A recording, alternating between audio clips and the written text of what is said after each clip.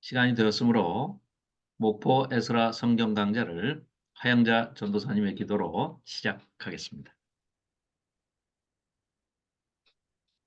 길 대신 예수님 감사합니다.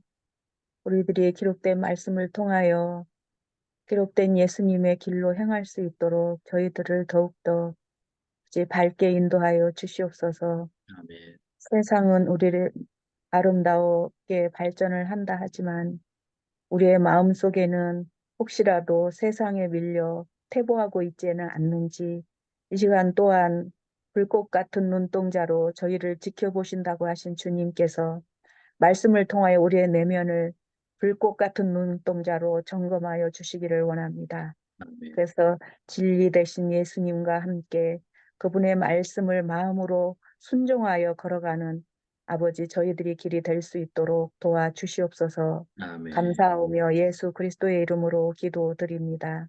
아멘. 감사합니다. 오늘 에르미야서 다 안 끝나도 용서하시죠? 그게 다 이 성도 간의 사랑이 그런 겁니다. 오늘 다 끝나면 좋지만 안 끝나도 용서하는 거. 천천히 해도 자. 됩니다. 그래요. 자, 그러면 자, 13장까지 이제 살펴봤고요. 지난주에 이제 배띠 그렇죠? 예, 허리띠가 13장이었고 14장은 이제 도무지 말을 듣지 않는 이스라엘 백성을 이제 기근으로 그러니까 비 안 주시는 걸로 인해서 하나님께서는 징계를 하시는 거죠. 그죠? 그거는 약속이 돼 있던 겁니다. 예레미야 서에 갑자기 뭐 이렇게 하나님이 노하셔가지고 감정적으로 뭐 이렇게 이 녀석들 벌 줘야 되겠다 이런 게 아니고 아예 맨 처음부터 시내산에서 언약을 맺으실 때 처음으로 율법이란 것을 구약이라는 것을 이스라엘 모세를 통해서 이스라엘 백성하고 언약을 맺으셨을 때 레위기 26장에 너희들이 내 말을 잘 듣고 지켜 행하면 이러이러한 복을 주겠고 그 대표적인 게 뭐였습니까? 비, 평화, 번성 그리고 동거 하나님이 함께 하신다는 거. 이 네 가지의 복을 주시겠다 하시면서 만일에 너희들이 듣지 않고 지키지 않고 어긋난 길로 계속해서 가면 너희들은 벌을 받을 거야. 벌을 받는데 첫째 칼과 기근과 전염병 이 세 가지로 벌을 받는다 하고 아멘하고 또 약속을 다 했어요. 철석같이 약속을 했습니다. 소를 갈라가지고 딱 죽여서 반으로 쪼개서 갈라놓고 그 사이로 지나가면서 목숨 걸고 언약을 했다는 얘기죠. 하나님과 약속을 그걸 안 지켰기 때문에 지금 징계를 받는 거예요. 그래서 14장에 보면 가뭄에 대해서 14장 1절입니다. 자, 가뭄에 대해서 에레미야에게 임한 여호와의 말씀인데 아니 말을 안 들으니까 당연히 이제 비 안 주시는 거죠. 비 안 주시면 비가 안 오는 대신에 뭐가 와요? 비가 안 오면 기근이 오는 거죠. 가뭄이 오는 거죠. 그러면 먹을 거 하나 없는다고 해서 요즘 세상하고는 전혀 다른 세상이죠. 이때는 2500년 전에 중근동 지방에서 비가 안 온다. 그러면은 당연히 곡식도 안 자라겠지만 풀도 안 자라겠죠. 그럼 풀들을 먹고 자라게 하는 목축업을 하는 사람들도 당연히 전부 다 식량난 때문에 완전히 그냥 다 흔들리는 겁니다. 비 하나만 안 주셔도. 그래서 자, 2절 그 결과 이제 기근이 시작되니까 유다가 슬퍼하며 성문의 무리가 피곤하여 땅 위에서 애통합니다. 이 신 저 신 다 가나안 땅이 섬기던 그 신들을 다 쫓아다니면서 온갖 지성 다 드리고 잘 될 때는 그 이방 신들, 우상들 덕분이라고 하더니 안 되니까 이제 도저히 죽을 판 되니까 예루살렘에 와서 여호와 하나님께 부르짖음이 아주 큽니다. 그래서 저기까지 하늘까지 들리게 이제 큰 소리로 울부짖습니다. 자, 이런데 그 참상이 얼마나 이제 그 극심한 가뭄과 기근으로 인해서 얼마나 참상이 그 기구한지 이 기도를 드리는데 이 사정을 보니까요. 자, 4절. 땅에 비가 없어 지면이 갈라지고 또 밭 가는 자가 부끄러워서 머리를 가리는 머리를 완전히 이제 뭐 이렇게 어? 얼마나 괴로우면 머리채를 그냥 뭐 흔드는 거죠. 자, 들의 암사슴은 새끼를 낳아도 오죽하면 들짐승들은 본능적으로 자기 새끼를 챙기잖아요. 그런데도 들짐승마저도 먹을 게 없으니까 자기 새끼를 챙기는 게 아니라 새끼를 낳아가지고 꿀이 없으니까 자기 새끼를 내버리고 어미가 가버린다는 거예요. 다른 데로. 그러면 어느 정도 심각한 지금 기근이 왔다는 것을 암시하는 그런 묘사 서술이죠. 그래서 들나귀들은 벗은 산 위에 이제 뭐 산이 완전히 벌거숭이 산이 돼가지고 승냥이 같이 헐떡거리며 풀이 없으니까 완전히 이제 어? 뭐 기진맥진해 있는 거죠. 자, 그러니 여기서부터 이제 7절부터 하나님께서 지금 이 1절부터 6절까지는 하나님이 탄식하시면서 지금 그 이 에레미야를 통해서 이게 서술을 하게끔 하시는 거고 7절부터는 이제 그걸 같이 지켜보던 에레미야가 하나님께 이렇게 기도하는 겁니다. 뭐라고요? 이렇게 하나님 여호와여 우리가 아무리 죄를 많이 지었다 하더라도 주는 주의 이름을 아유 하나님은 하나님이시니까 우리 이스라엘 백성을 택하셨다고 그러시고 지켜 보호하신다고 그랬는데 말 조금 안 들었다고 이렇게까지 죽게 하시면 되십니까? 사랑의 하나님이신데 좀 주의 이름을 위해서 일 좀 하시지요. 너무 화만 내시지 마시고 뭐 이런 얘기입니다 지금. 음, 우리 우리의 타락함이 많은 건 사실입니다. 음, 우리가 죽게 범죄한 거 사실입니다. 그러나 이스라엘의 소망 되시고 우리 지켜줄 분은 오직 하나님 여호와 하나님밖에 없고 우상들 저거 아무것도 아니지 않습니까? 그러니까 우리가 고난당할 때 구원해 주실 분은 하나님 한 분뿐이시잖아요. 아니 그런데 왜 갑자기 이렇게 비도 안 주시면서 이걸 또 지켜보시는 그 하나님께서는 꼭 노숙자 같이 어리벙벙 해가지고 그 정신도 잃어버린 분 것처럼 하나님이 되셔가지고 이 땅에 거류하는 자 같이 하룻밤을 유숙하는 나그네 같이 그렇게 어리빵빵 해갖고 계십니까? 어찌하여 놀란 자 같이 이렇게 구십니까? 하나님답지 못하시게. 아니, 구원할 힘도 없는 용사같이 왜 그러십니까?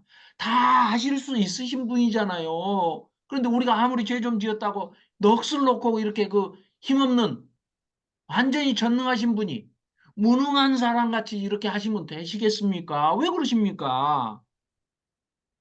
아, 이걸 최근에 번역한 공동 번역에 보면은요, 이렇게 돼 있습니다. 하나님, 뒤통수를 얻어맞은 사람처럼 왜 그러십니까? 이 공동 번역에는 그렇게 돼 있어요.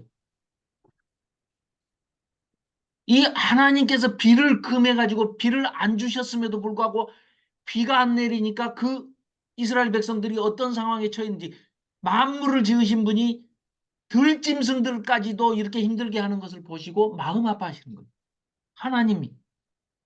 그런데 그걸 보고 에레미야는 왜 그렇게 전능하신 분이 무능한 유숙자 같이 노숙자 같이 하룻밤 왔다 가는 그 나그네처럼 왜 그러십니까? 그냥 눈찔끔 감고 좀 살려주세요. 도와주시죠. 이런 내용입니다. 자, 그래서 9절 중반입니다. 여호와여 주는 그래도 우리 가운데 계시고 우리는 주의 이름으로 일컬음 받는 자오니 우리를 제발 버리지 마옵소서. 이거 참 예레미야의 탄식이자 하나님의 탄식이 오버랩돼서 이렇게 겹쳐지는 그런 장면입니다. 자, 12절입니다. 그들이 금식할지라도 내가 그 부르짖음을 듣지 아니하겠고 하나님께서 니들이 아무리 금식하고 이제 와서 어? 이렇게 부르짖는다고 그래봐야 나 안 들을 거야. 번제와 소제를 드릴지라도 내가 그것을 받지 않을 거야. 자, 번제는 속죄제입니다. 속죄제. 번제를 받으셔야 이스라엘 백성들의 죄가 1년 그것도 집행유예가 되는 건데 안 받으시겠다는 거예요. 그럼 죄 용서도 안 하시겠다는 뜻입니다. 이 뜻이.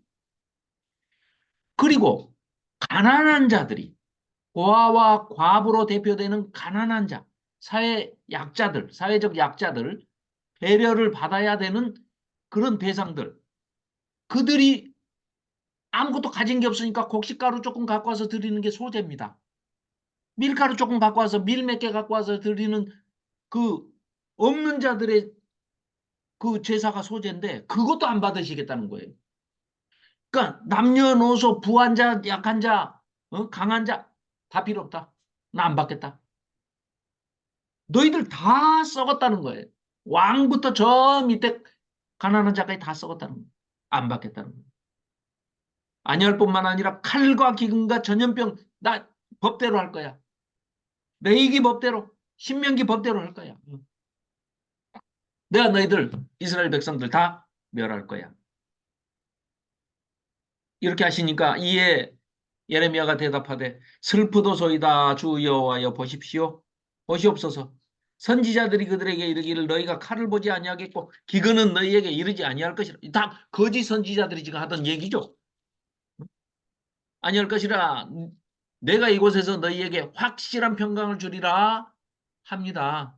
저 거짓 선지자들이 저 못된 놈들이 하고 에레미야가 이제 고에 바칩니다. 기도로. 그러니까 14절부터는 이제 또 하나님이 응답하시는 거예요. 하나님께서 여호와께서 내게 이르시되 선지자들이 내 이름으로 거짓 예언을 하는구나. 내가 하지도 안 하고 내가 보내지도 않았는데 저들 하나님이 나한테 이런 말씀을 주셨어 하면서 거짓말로 이렇게 한다는 거예요. 거짓 예언을 한다. 나는 그들을 보내지도 아니하였고 그들에게 명령하거나 이르지 아니하였거늘 그들이 거짓 계시와 점술과 헛된 것과 자기 마음에 생각나는 대로 지멋대로 떠들어 올리면서 거짓으로 너희에게 예언하는도다. 그러니까 15절 그러므로 내가 보내지 아니하였어도 내 이름으로 예언하여 이르기를 칼과 기근이 이 땅에 이르지 아니하리라 하는 저 거짓 선지자들에 대해서는 여호와께서 이렇게 말씀하셨다는 겁니다. 그 선지자들은 칼과 기근에 전부 멸망할 것이다. 용서치 않으시겠다는 거죠. 자, 16절입니다. 별표해 두십시오. 그들의 예언을 받은 백성은 기근과 칼로 말미암아 예루살렘 거리에 던짐을 당할 것인즉 그들을 장사할 자 죽어도 이제 장사해 줄 사람도 없을 거고 그들의 아내와 아들과 딸이 다 그렇게 될 것이야. 그러니 이는 내가 그들의 악을 그 위에 악한 대로 행한 대로 그대로 부어주는 거야. 너는 이 말로 그들에게 이르라. 내 눈이 밤낮으로 그치지 아니하고 눈물을 흘리리니. 하나님이 이걸 보시고 마음 아파서 울고 계신다는 거예요.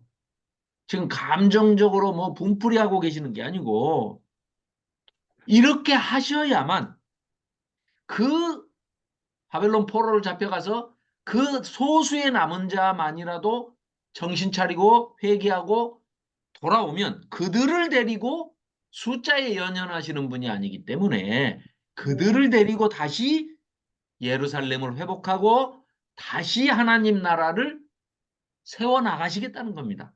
음, 그러니까 숫자가 얼마든지 그거 중요하지 않습니다. 뭐 많을수록 좋겠죠. 우리 인간적인 생각으로는 많을수록 좋겠죠. 그러나 결코 하나님은 숫자에 매이시는 분이 아니기 때문에 숫자에 관계없이 몇 명이 되었던 그 남은 자를 데리고 내가 다시 회복시켜 시작할 거야.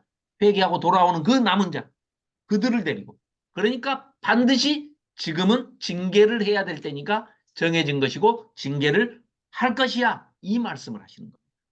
자, 그래서 17절입니다. 17절. 너는 이 말로 그들에게 이르라. 내 눈이 밤낮으로 그치지 아니하고 눈물을 흘리리니 이는 처녀딸 내 백성이 큰 파멸 중한 상처로 말미암아 망함이라. 지금은 망해야 돼. 망해야 된다. 망해야. 우리 맨 처음에 에레미야서 할 때 생각나시죠? 심은 것도 뽑고 파괴하고 파멸해야 다시 심고 세워서 다시 건설하시겠다. 다시 건설하려면 완전히 뽑아야 된다. 그러니까 망해야 된다는 거예요. 음, 이 전까지는 예레미야 선지자 이 전까지는 어떻게 해서든지 회개하고 돌아오면 받아줄 마음이 있으니까 제발 좀 회개하고 돌아와라 돌아와라 돌아와라 하셨는데 이제는 안 된다는 거예요. 망해야 된다. 망해야 산다. 망해야 사니까 망해라. 망하는 길은 내가 데려온 바벨론을 하나님이 데려왔다고는 전혀 생각을 못하는 사람들이죠. 이 거짓 선지자들은. 예레미야하고 음. 바룩 빼놓고는 하나님이 바벨론을 보냈다? 이럴 수는 없는 거죠. 자기 백성들 죽이라고 원수를 데려왔다? 이거 상상도 못하는 거죠. 그죠? 그러니까 지금은 망해야 된다는 얘기를 하고 계시는 겁니다. 그러니까 에레미야가 19절에 또 이제 여쭙습니다. 하나님께. 주께서 유다를 온전히 버리시나이까? 걱정이 돼가지고. 아니라, 응? 이제 매달리면서 22절 끝에 보시면, 우리가 주를 앙망하옵는 것은 주께서 이 창조주 되시는 하나님 아니십니까? 온 열방을 다 하나님이 만드셨잖아요. 저 들짐승까지도 다 하나님이 만드셨지 않습니까? 그래. 그러니까 너희들 완전히 멸하지 않아.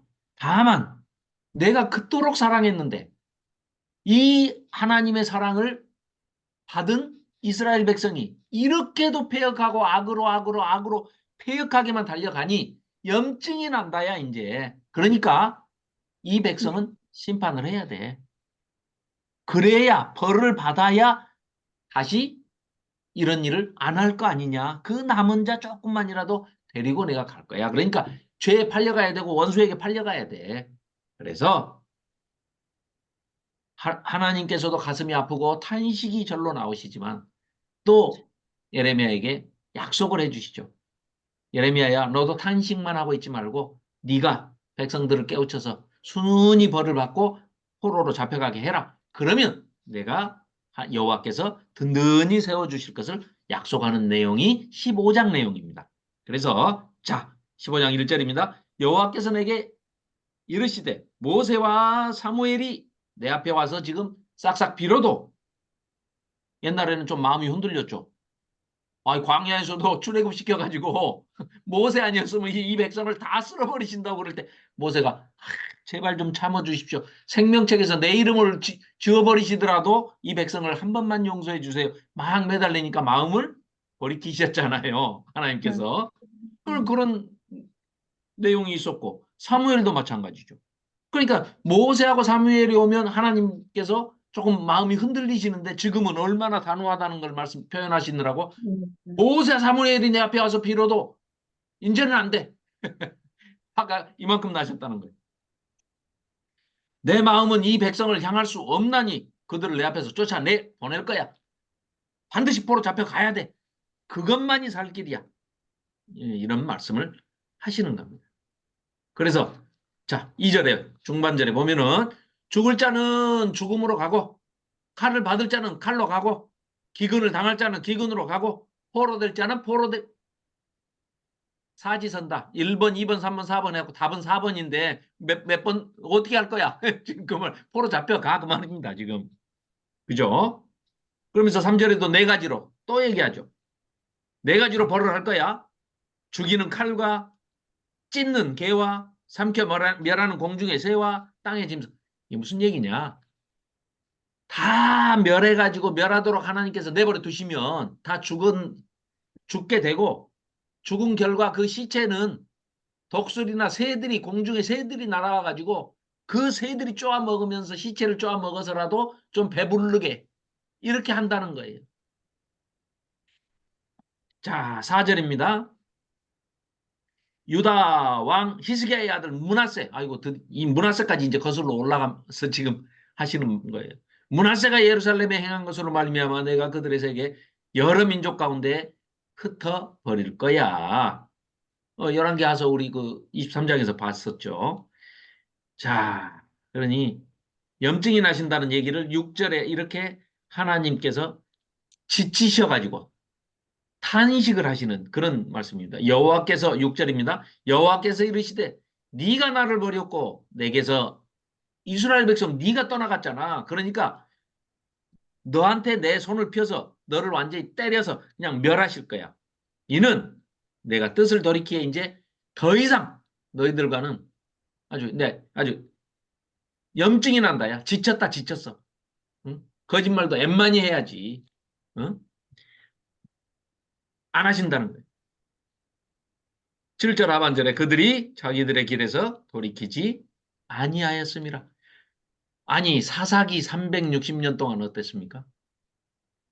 죄를 짓고 죽을 판 되면 살려주세요 하면 또 불쌍해서 하나님이 또 사사를 보내셔서 살려주시죠. 구원해 주시면 조금 배부르면 돌아서서 바로 죄 지을 궁리부터 해가지고 또 우상한테 달려가. 그리고 우상 숭배하고 음행에 빠지고 사회 정의를 저버리고 공의를 실천하지 않으면 사회적인 약자들이 다 소외당하고 그들을 오히려 핍박하고 그들을 착취하고 억압하고 하나님이 원하시는 세계, 하나님이 다스리고자 하는 하나님의 뜻이 이루어지는 세상과는 전혀 먼 거리로 도망가는 이 다람쥐 쳇바퀴 도는 것을 360년 동안 했습니다. 사사기. 왕 달라고 가지고 왕을 줬더니 사울 그랬죠. 다윗 조금 잘했습니다. 그래서 다윗 때문에 사실은 솔로몬까지 지켜봐 주신 거죠. 그래서 다윗에게 그 왕위가 너에게서 끊이지 않게 해주시겠다. 유다 지파의 다윗과 약속을 또 하셨죠. 그래서 메시아가 예수님이 다윗 유다 자손으로 오시는 거 아니겠습니까?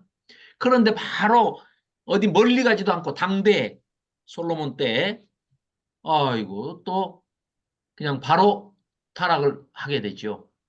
솔로몬이 바로 또 타락을 해서 그렇게 상당을 짓고 지금 자 솔로몬 때에서부터 그러니까 솔로몬이 BC 970년이죠. 970년부터 시작해서 지금 멸망하기 580년이면 거의 400년. 그렇죠? 400년 가까이를 또 이렇게 지금 가만히 있어봐. 솔로몬이 940년이던가? 잠깐만요. 970년에서 930년까지가 솔로몬이네요. 그러니까 그렇죠. 그러니까 뭐 거의 400년. 자, 800년으로 따진다면 사사기 그냥 한 400년. 그리고 이 분열왕국 400년. 800년 동안 하나님의 이 노를 격발한 거죠. 진노를 산 거죠. 그래서 하나님께서 내리신 결론은 어쩔 수 없습니다. 자기들의 길에서 돌이키지 않는 이 백성 보십시오. 자, 6절 끝에도 내가 뜻을 돌이키기에 이제는 지쳤다. 그 이유가 7절에 나오죠. 끝에 자기들의 길에서 이스라엘 백성들이 결코 돌이키지 않았다는 얘기입니다. 그러니까 이제 10절에 가서 예레미야가 자기 생일을 저주하면서 탄식을 합니다. 어쩌다가 내가 이 세상에 태어나가지고 하나님께서도 사정을 해도 안 들으시고 이스라엘 백성도 왕부터 시작해서 백성들까지 안 듣고 잠을 자려고 누우면 전쟁의 그 나팔 소리, 사람 죽이는 소리, 깃발이 펄럭이는 소리, 그 사람들이 죽어가면서 내지르는 비명 소리가 귀에 쟁쟁쟁쟁 울려서 말바굽 소리까지 쟁쟁쟁 울려서 도저히 잠을 이룰 수가 없고 이 에레미야가 살 수가 없는 겁니다. 그러다 보니까 자기 생일을 저주하면서 이제 우리가 욥기에서도 욥이 그 자기 생일을 저주하는 그런 그 아주 극심한 고난 중에 이제 이런 히브리인들의 그런 그 뭐라 그럴까요? 수사법이죠, 수사법. 그런데 이제 뭐 그걸 가지고 뭐 하나님 앞에 큰 자기 생일을 저주하는 거는 큰 죄다 하고 이제 그것만 보는데 그것보다도 이 욥이나 이 예레미야의 심정이 어떠해서 지금 하나님 앞에 하나님께 기도를 하면서 차라리 하나님 저를 태어나지 않게 해주셨으면 제가 이 하나님 만큼은 아니어도 인간으로서는 가질 수 있는 가장 극심한 고통 중에 이렇게 빠지는 일은 없었을 텐데요. 하는 그런 탄식으로 이해를 하고 이 시대 상황을 이해를 하라는 거죠.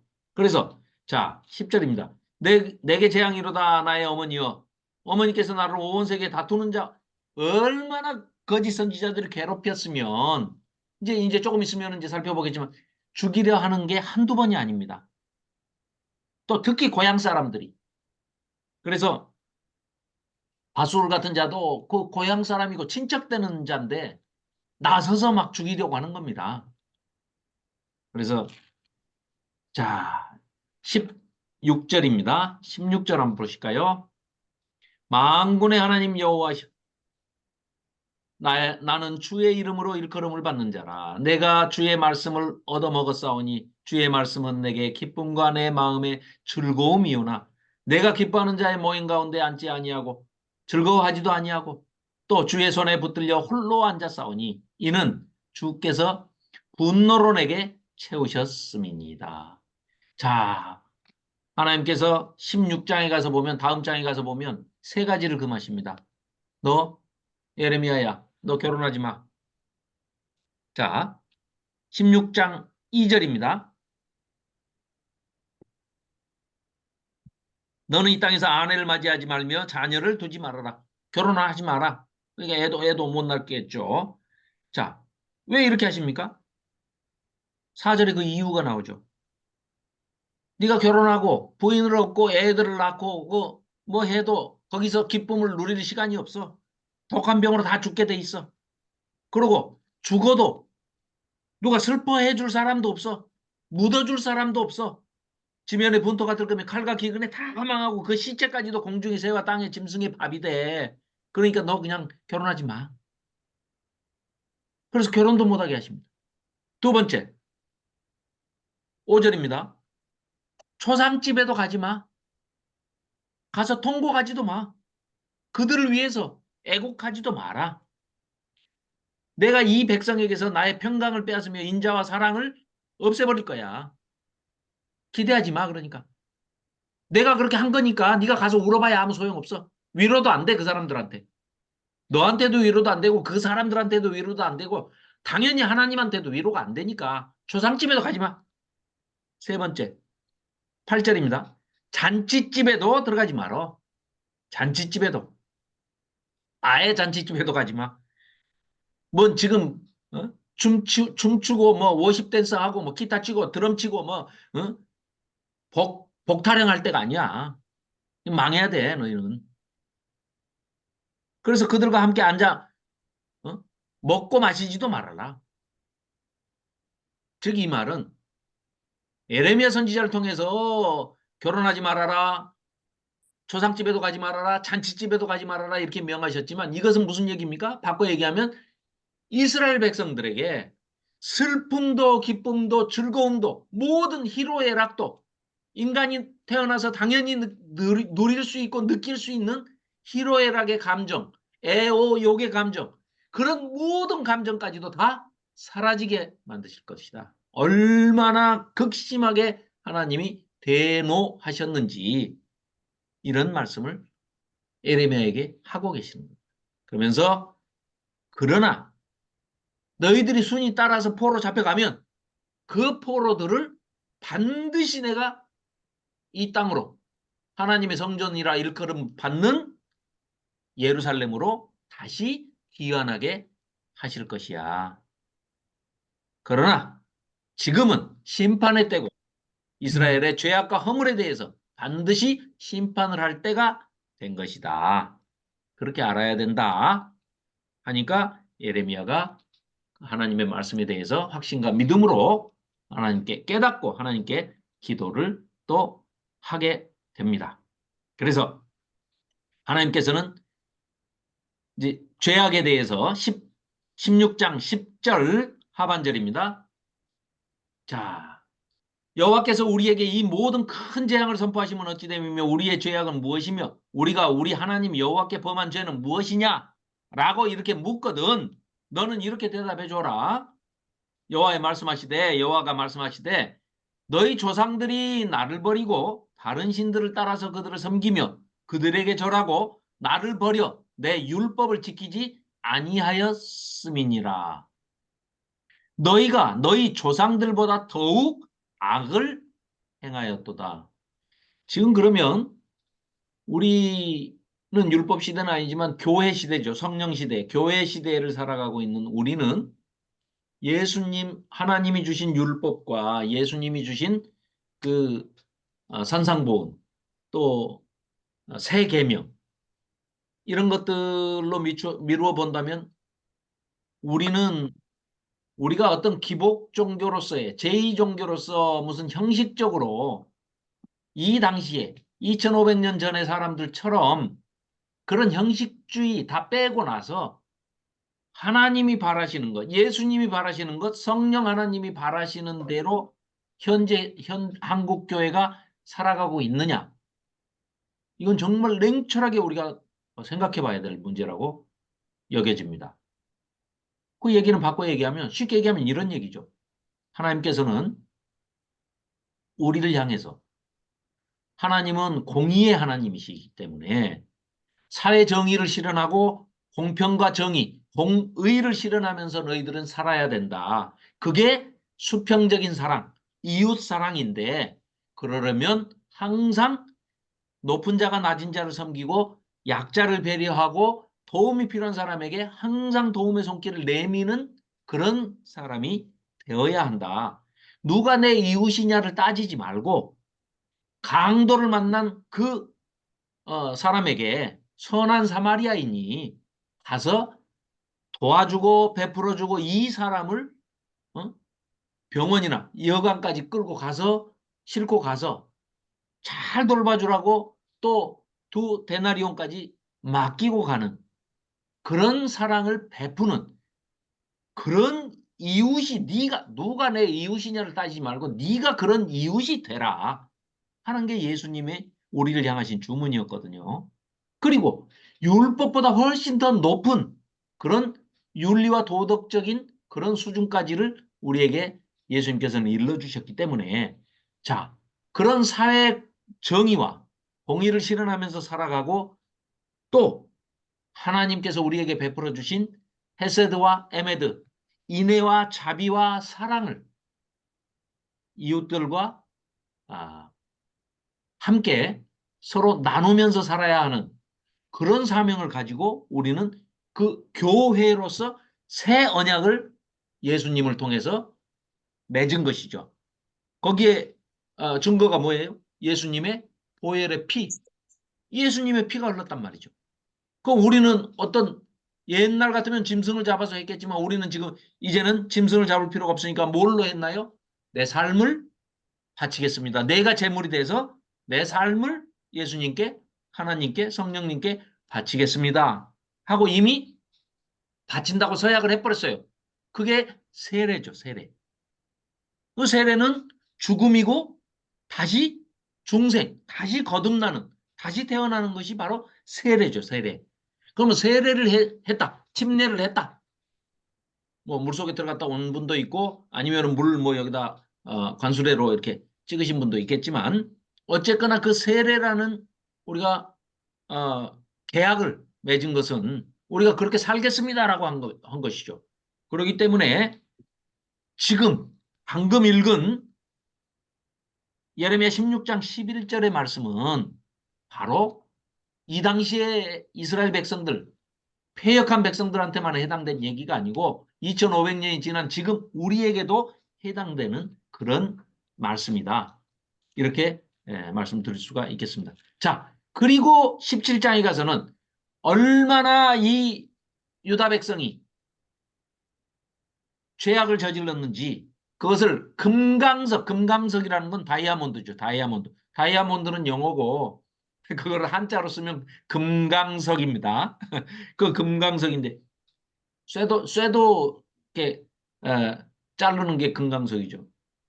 유리 자르는 것도 앞에 이렇게 다이아몬드 조그맣게 박혀 있죠. 자, 그 말은 뭐예요? 금강석 철필로 새기면 안 지워진다는 거예요. 얼마나 못된 짓을 많이 했는지 그 죄를 금강석 다이아몬드 그 저기로 이 철필로 써서 새기겠다는 거예요. 자, 그 내용이 자, 17장 5절부터 한번 볼까요? 17장 5절 여호와께서 이와 같이 말씀하시니라 무릇 사람을 믿으며 육신으로 그의 힘을 삼고 마음이 여호와에게서 떠난 그 사람은 저주를 받을 것이라. 자, 7절 그러나 무릇 여호와를 의지하며 여호와를 의뢰하는 그 사람은 복을 받을 것이다. 자, 죄 받는 자와 죄 지은 자와 복 받을 자를 딱 대비해서 지금 키아즘 구조로 딱 보여주시는 거죠. 대꾸대조로. 자, 8절 별표해 놓으십시오. 우리가 그렇게 돼야 돼요. 그는 물가에 심어진 나무가 그 뿌리를 강변에 뻗치고 더위가 올지라도 두려워하지 아니하며 그 잎이 물가에 있으니까 뭐 아주 수분 공급을 잘 받겠죠. 그래서 그 잎이 청청하며 가무는 해도 걱정이 없고 결실이 그치지 아니함 같으리라. 만물보다 이 7절 8절 같은 사람이 되어 복을 받을 것이다. 이런 사람들은 여호와를 의뢰하는 사람들은 복 받는 사람이고 이런 사람들이 될 것이다. 그렇죠? 뿌리를 어디다 두라고요? 뿌리를 강변에 뻗치랍니다. 물이 있는 곳에다가. 그러니까 우리는 어디다가? 말씀에다가. 하나님의 말씀에다가 뿌리를 내리고 심겨진 물가에 심겨진 나무처럼 하나님의 말씀에 뿌리를 내리고 살아라. 똑같은 얘기입니다. 그렇죠? 그래서 만물보다 거짓되고 심히 부패한 것은 사람의 마음이라. 누가 능히 이를 알려마는 나 여호와는 심장을 살피며 폐부를 시험하고 각각 그의 행위와 그의 행실대로 보응하나니 불의로 치부하는 자는 자고새가 낳지 아니한 알을 품은 같아서 그의 중년에 그것이 떠나겠고 마침내 어리석은 자가 되리라. 불의한 것으로 치부하는 자는 지 혼자 잘났다고 이렇게 고개 빳빳이 들고 있는 그런 새가 쥐가 낳지도 않은 남의 알을 갖다가 딱 쥐거라고 이렇게 품고 있어요. 그럼 뭐 그 새가 어? 당연히 알 깨고 나오면 자기하고 모양 생긴 새가 전혀 다르니까 날아가 버리겠죠. 헛된 짓 하는 거다. 그런 얘기입니다. 그래서 이 하나님께서 금강석 철필로 이 죄악을 기록을 할 것인데 반대로 복을 또 그만큼 하나님께서 하나님을 의뢰하는 자들은 복을 주시는데 그게 뭐라고요? 하나님의 말씀에 뿌리를 내리고 사는 나무 같은 너희들에게는 복을 주시겠다. 이런 얘기죠. 그러니까 예레미야가 이제 그 말씀을 듣고 난 다음에 간구하는 대목이 12절부터 쭉 18절까지 이어지는 게 간구하는 겁니다. 예레미야의 간구입니다. 그래서 주는 나의 피난처시니이다. 17절 그런 말씀이죠. 자, 그리고 하나님께서 19절부터 안식일을 거룩하게 하라 하는 말씀을 명령을 내리십니다. 자, 안식일을 거룩하게 할지어다 22절, 23절. 자, 23절입니다. 그들은 순종하지 아니하며 귀를 기울이지 아니하며 그 목을 곧게 하여 듣지 아니하며 교훈을 받지 아니하였느니라. 여호와의 말씀이니라. 너희가 만일 삼가 나를 순종하여 지금이라도 늦지 않았으니 안식일을 좀 지켜라. 안식일에 짐을 지고 이 성문으로 들어오지 말고 꼭 하나님이 지키라는 그 안식일 어기는 거 티내려고 안식일 딱 되면은 아주 바리바리 짐을 지고 그 성전으로 들어가는 성문을 꼭 지나간다는 거예요. 그 하나님이 얼마나 눈에 거슬리셨겠습니까? 그러니까 제발 안식일에는 이 성문으로 내 말을 순종해서 제발 짐 지고 이 성문으로 들어오지 말아라 좀. 24절입니다. 안식일을 거룩하게 하여 어떤 일이라도 하지 아니하면 조건절입니다. 그러면 이 성을 내가 영원히 보존시켜 줄게. 다윗의 왕위에 앉아있는 왕들과 고관들이 병거와 말을 타고 이 성문으로 들어오되 그들과 유다 모든 백성과 예루살렘 주민들이 함께 그리할 것이요 이 성은 예루살렘 성은 영원히 있게 내가 지켜줄게. 안식일 좀 제발 좀 지켜라. 안식일이라도 하나님 말씀을 생각하고 하나님께로 돌아오고 잘못한 것이 있으면 회개하고 좀 제발 좀 그래라. 이런 이제 말씀이십니다. 27절 그러나 만일 너희가 나를 순종하지 아니하고 안식일도 거룩하게 지키지 아니하면 안식일에 짐을 지고 예루살렘 성문으로 하나님 그 약 올리듯이 버젓이 그렇게 들어오고 이러면 내가 이 성문에 불을 질러버릴 것이요. 오, 하나님 대단하시죠.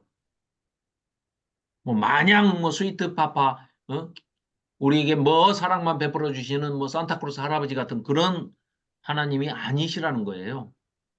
너희들이 꼭 이렇게 대적하듯이 하나님께 이렇게 하면 그 성문 얼마나 보기 싫으시면 불질러 버리시겠다는 거예요. 예루살렘 궁전을 삼키게. 사실은 그래가지고 결국은 586년에 예루살렘 성전이 완전히 다 불에 타버립니다. 완전히 타버려요. 삼키게 하리니 그 불이 꺼지지 아니하리라 하셨다 할지니라. 이를테면 내가 이렇게 할 거야? 불 질러 버릴 거야? 실은 안 질르지만 이게 아닙니다. 하나님은. 불을 질러 버리도록 바벨론 군사가 예루살렘을 586년에 4월 7일부터 4월 달이던가 4월 10일까지 불을 질러 버려서 완전히 타버리도록 놔둬버리십니다. 그러니까 나중에 이 이스라엘 백성들이 그때 이제 금식일로 정해가지고 결국은 10월의 금식, 4월의 금식, 5월의 금식, 7월의 금식. 유대인들은 4번의 금식을 합니다. 그런데 그 금식 중에 하나가 예루살렘이 포위됐던 날. 그 다음에 예루살렘이 완전히 그러니까 4월의 금식이 완전히 그냥 예루살렘이 함락된 것이고 5월의 금식이 586년 5월 7일부터 5월 10일까지 완전히 성전이 불탄 것이고요. 그게 5월의 금식입니다. 그리고 586년 7월에 그다리아 총독이 이스마엘한테 살해당한 그래서 7월의 금식이 있는데 이제 달 절기상으로는 10월의 금식이 맨 뒤로 간 것 같지만 연도수가 달라요. 그래서 10월의 금식이 맨 먼저입니다. 이때가 588년이에요. BC 588년. 그러니까 지금 4월, 5월, 7월의 금식보다 2년 전에 있었는데 이때가 언제냐? 예루살렘 성을 바벨론 군사가 뺑 둘러싸가지고 완전히 포위했을 때 그때 1년 6개월 동안 10월 10일에 완전히 포위하고 둘러쌌습니다. 그래서 10월의 금식을 제일 먼저 이제 세야 되는 거고요. 그러니까 10월의 금식이 제일 먼저입니다. 588년 10월 10일 날 예루살렘 성이 완전히 포위됐다. 그게 1년 6개월이 갑니다. 그래서 586년 4월 9일 날 완전히 함락돼 버립니다. 1년 6개월 만에. 성을 삥 둘러싼 것이 1년 6개월. 그러니까 먹을 것이 이제 식량이 밖에서 못 들어가니까 안에 있는 식량 다 먹고 결국은 그 식량 다 떨어지니까 자녀들을 삶아 먹는 그 내용이 레위기에 나오는 내용 아닙니까? 뭐 겁주느라고 뭐 이를테면 너희들 이런 일 당할 수도 있어 하고 협박하거나 공갈하는 게 아니라 실제로 역사적으로 이스라엘 백성은 3번이나 그런 일을 당합니다. 사마리아 성이 함락됐을 때, 예루살렘 성이 여기 멸망하면서 함락됐을 때, 그리고 AD 70년에 로마에 의해서 예루살렘이 함락됐을 때 AD 70년 이렇게 3번이 실제로 역사적인 현실로 벌어졌던 일입니다. 그게 레위기에 기록이 돼 있는 신명기에 기록이 돼 있는 내용이 그대로 현실이 돼서 이루어져 버린 일이죠. 그것도 3번이나. 그게 그래서 그걸 기념하느라고 잊지 말자는 거죠. 이 사람들은 치욕스럽고 수치스러운 날을 결코 잊지 않습니다. 그래서 그러니까 우리도 사실 이런 식의 그 역사관을 가지고 있다면 어떻게 해요? 경술국치 1910년에 일본에게 나라를 정식으로 빼앗겼을 때 그 수치스러운 날을 절대 잊어서는 안 되죠. 그런다면은 아주 전국적인 우리나라 건국 뭐 광복절 이런 개념처럼 오히려 그보다 더 성대한 행사를 하면서 기념하면서 기억하고 기록해서 우리가 우리 민족의 정체성들을 찾고 잊어버리지 않는 그런 역사적인 일들을 해야 되는데 우리는 반대죠. 좋은 것만 하고 나쁜 거는 쓱 넘어가죠. 근데 이스라엘 백성들은 그거 하나는 아주 뛰어난 민족이에요. 수치스러운 거 절대 잊어버리지 않습니다. 그리고 자기네 조상이 뭐 나쁜 짓을 했다 그러면 창피해서라도 자기 조상의 이름을 감출 텐데 떳떳하게 밝힙니다. 이런 친일파의 조상이지만 우리는 후손들은 이렇게 반성하고 회개하고 이렇게 떳떳하게 지금은 잘 하려고 하는 후손입니다 하고 밝힙니다. 우리는 친일파의 후손들은 다 감추면서 떵떵거리고 살죠. 예, 뭐 이상한 나라예요. 지금 그 얘기하다가는 예레미야서가 안 끝나겠는데 이거. 자, 그렇습니다. 그래서 실질적으로 17장 마지막에 그런 일이 역사에서 벌어졌다 하는 내용이고요. 자, 18장은 그 유명한 토기장이의 비유가 나옵니다. 자, 18장 이때 토기장의 이제 집에 들어가서 좀 보라는 거예요. 자, 3절. 내가 토기장의 집으로 내려가서 본즉 그가 농로에서 이제 이렇게 물레질하면서 이렇게 돌리죠. 그릇을 농로로 일을 하는데 진흙으로 만든 그릇이 토기장의 손에서 더 터졌어요. 터짐에 그가 그것으로 자기 의견에 자기 생각에 좋은 대로 그냥 다른 그릇을 만들었습니다. 그건 토기장의 마음이죠. 그렇죠? 토기장이가 뭐를 어떻게 꼭 그릇을 만들어야 된다 이런 건 아니죠. 그거는 그릇을 만드는 사람의 창조하는 사람의 창조주의 뜻이니까 창조주가 큰 그릇을 만들 수도 있고 작은 그릇을 만들 수도 있고 뭐 큰 항아리를 만들 수도 있고 작은 종재기를 만들 수도 있고 이건 자 이러하듯이 6절 여호와의 말씀이니라 이스라엘 족속아 이 토기장이가 하는 것 같이 내가 능히 너희에게 행하지 못하겠느냐 이스라엘 족속아 진흙이 토기장이의 손에 있음 같이 너희가 내 손에 있느니라. 그러니까 이스라엘 백성은 뭐예요? 진흙이 토기장이 손에 있는 것처럼 이스라엘 백성은 하나님께 속해 있다. 그러니까 하나님께서 다 알아서 하실 거야. 그런데 이스라엘 백성들이 하나님을 거역하니까 하나님께서 그냥 원수들씩 불러다가 데려와 가지고 싹 흩어버리신다는 거예요. 그렇죠? 그런 얘기를 하고 계시는 겁니다.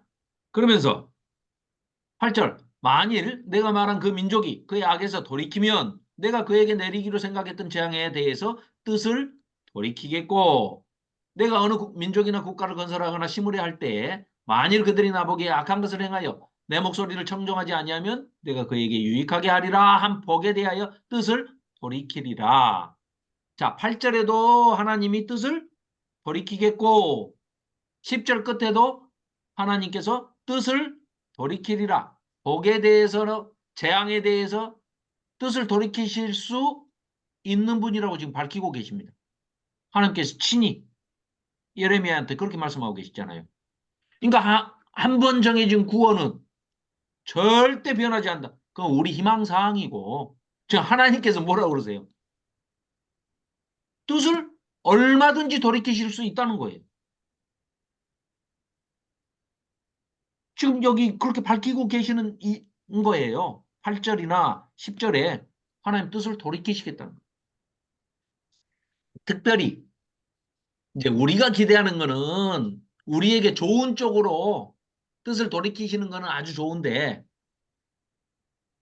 나쁜 쪽으로 뜻을 돌이키셔버려요. 우리한테 복 주시려고 했다가 하도 대먹지 못해서 지금 10절 끝에처럼 그에게 유익하게 해주려고 한 그 복에 대해서 뜻을 돌이키시겠다. 안 줘버리시면 어떡하나? 우리가 좀 잘못했다고 그래가지고 예정론에 입각하면 구원 주기로 결정지어진 자는 절대 한 번 구원은 영원한 구원이니까 안 바뀌어야 되는데 그것도 철회하시나요? 몰라요. 근데 성경에는 곳곳에 하나님께서 뜻을 돌이키시겠다고 그래요. 그럼 어떻게 해야 됩니까? 우리는 어떻게 믿어야 돼요? 다르게 맨날 잘해야죠. 네, 맨날 두려움에 떨면서 하나님이 우리 지옥 보내시면 어떡하나 하고 벌벌 떨면서 믿는 걸 바라실까요? 전혀 그런 건 아니시죠. 하나님이 바라시는 거는 지옥 갈까 봐 부들부들 떨어가지고 어쩔 수 없이 하나님을 사랑하는 그런 사랑은 안 받으시죠, 당연히. 그죠? 그러니까 우리는, 자, 그래도 신약 시대를 살고 있고 예수님이 오셔서 해주신 말씀, 그리고 바울이 깨달은 것들을 여러 가지 서신서에 이렇게 적어놓은 것을 근거로 한다면 우리는 한 번 구원해 주시기로 예정된 선택받은 사람들입니다. 그러면 그 기쁨으로 하나님의 은혜로 전적인 타락한 존재인 우리를 그래도 그 죄를 다 용서해 주시고 예수님의 피값으로 그 죄사함을 해 주시고 우리를 택하셨으니까 그 감사함으로 우리는 부족하지만 자원에서 기쁨으로 하나님을 사랑하고 이웃을 사랑하는데 앞장서 나아가는 그런 삶을 이 땅에서 열심히 살면 그 다음에는 걱정 안 하셔도 되지 않겠어요? 뜻을 돌이키실 일이 있겠어요? 아유, 저 녀석 상을 요만큼만 줄라 했다. 내가 더 줘야 되겠다. 이렇게는 뜻을 돌이키시겠죠. 아니, 전혀 못 믿으시는 눈치인데. 신약 성경이 말하는 게 그겁니다. 그리고 그 구원파들의 구원, 한 번 구원은 정해진 것이 절대 안 바뀌니까 내가 내 멋대로 나는 이미 구원받기로 작정돼 있으니까 이제 이후로는 내가 얼마든지 개판으로 살아도 뭐 한 번 정해졌으니까 구원해 주시지 하는 사람들한테 이런 내용을 경고해 주시는 거죠. 얼마든지 하나님이 한 번 주시기로 한 복도 돌이키시는 분이다. 그러니 그런 마음으로 살면 네가 처음부터 예정이 안 됐을지도 몰라.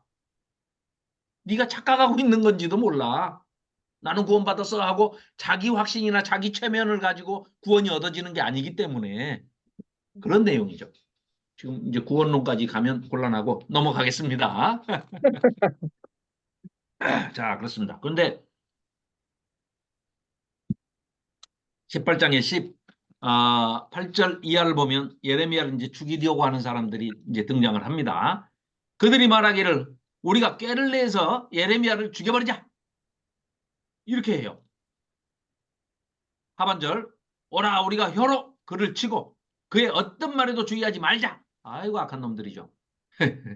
그래서 이제 죽여버리려고 하고 20절에 보면은 그들이 나의 생명을 해하려고 구덩이를 팠나이다. 아이고. 그러니까 21절 이하로부터는 아주 예레미야가 저주의 기도를 합니다. 저것들 절대 용서하지 마십시오. 나를 죽이려고 합니다. 그러면서 23절 여호와여 그들이 나를 죽이려 하는 계략을 주께서 다 아시오니 그 악을 제발 사하지 마시고 다 죽여주십시오. 저놈들. 그들의 죄를 주의 목전에서 지우지 마시고 그들을 주 앞에서 넘어지게 하시되 주께서 노하시는 때에 이같이 그들에게 행하옵소서. 저것들 절대 용서하지 말고 아주 혼내주십시오. 그 혼이 죽여버리십시오. 그 말이에요. 시편에도요. 탄식시도 많고요. 시편에 저주시도 엄청 많습니다. 이 하나님의 백성들이 당하는 고난 중에 있는 사람들이 나오는 게 그럴 수밖에 없습니다. 지금 에레미야가 잘못한 게 뭐 있어요? 하나님이 전하라 하신 말씀을 그대로 전했을 뿐인데 죽이려고 하잖아요. 그러니까 이런 저주기도가 나올 수밖에 없죠. 저것들 제발 용서하지 마십시오. 저것들이 나를 죽이려고 합니다. 아니 에레미야는 진짜 사면초가 아닙니까? 사면초가. 하나님은 기도도 안 들어주시죠. 기도하지 말라고 그러시죠. 백성들한테 얘기하면은 말하지 말라고 그러고 이제 죽이려고 그러잖아요. 어? 이런 입장입니다. 자, 19장은 깨진 옹기, 깨진 항아리에 비유를 하고 또 마지막에 너희들이 어떤 데까지 간다고요? 자녀들의 고기를 먹는 그런 최악의 비극까지 아주 극단적인 비극 상황까지 처해질 것이다 하는 것을 19장에서는 얘기하고 있습니다. 자, 5절입니다. 19장 5절. 또 그들이 바알을 위하여 여호와를 위하여가 아니라 바알을 위하여 산당을 건축하고 자기 아들들을 바알에게 번제로 불살라 드렸나니 하나님 제일 싫어하신 거죠. 이는 내가 명령하거나 말하거나 뜻한 바가 아니니라. 그러므로 보라, 다시는 이곳을 도벳이나 흰놈의 아들의 골짜기 게헨나 라고 부르지 오직 죽임의 골짜기라 부르는 날이 이를 것이라 여호와의 말이니라. 굉장히 화가 나, 이 대노극 아주 진노하고 계시는 거죠. 그렇죠. 자, 그리고 9절입니다. 19장 9절 비극이죠. 그들이 그들의 원수와 그들의 생명을 찾는 자에게 둘러싸여, 그러니까 바벨론 군사들이 포위해가지고 삥 성을 둘러싸였을 때, 공경에 빠질 때 내가 그들의 아들의 살, 딸의 살을 먹게 하고 또 각기 친구의 살을 먹게 하리라 하셨다 하고, 이런 일이 아까도 말씀드렸듯이 세 번의 이스라엘 역사에 현실로 일어났던 비극이죠. 너는 함께 가는 자의 목전에서 그 옹기를 깨뜨리고, 그 마음에 안 드는 도자기가 구워져 나오면은 옹기장이는, 도자기 굽는 사람은 그걸 반드시 깨버리죠. 잘못된 게 그대로 나가면 안 되니까. 잘못된 것은 깨버리잖아요. 그러듯이 그 옹기를 깨버리고, 너희 잘못됐으니까 여기서 이제 망해야 돼. 망하고 난 다음에 회복시켜서 다시 할 거야. 뽑고 멸하고 파멸하고 깨버린다는 겁니다. 그래서 다시 심고 건설하고 다시 시작하겠다, 이런 얘기죠. 그들에게 이르기를 만군의 여호와께서 이와 같이 말씀하시되 사람이 토기장의 그릇을 한번 깨뜨리면 다시 완전하게 할 수 없나니 이와 같이 내가 이 백성과 이 성읍을 무너뜨릴 거야. 옹기를 깨듯이 깨버릴 거야.